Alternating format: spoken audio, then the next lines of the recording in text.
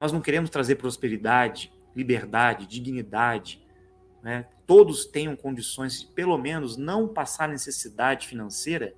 O BDM é esta ferramenta.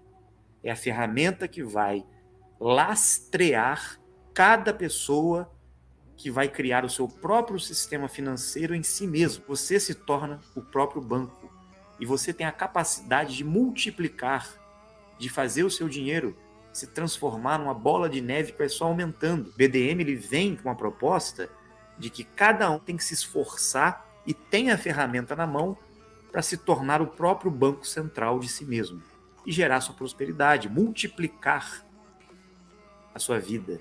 Não só o dinheiro, mas a sua vida. Porque você tendo essa ferramenta, você vai conseguir aplicar, multiplicar, investir, distribuir e atrair para você cada vez mais abundância.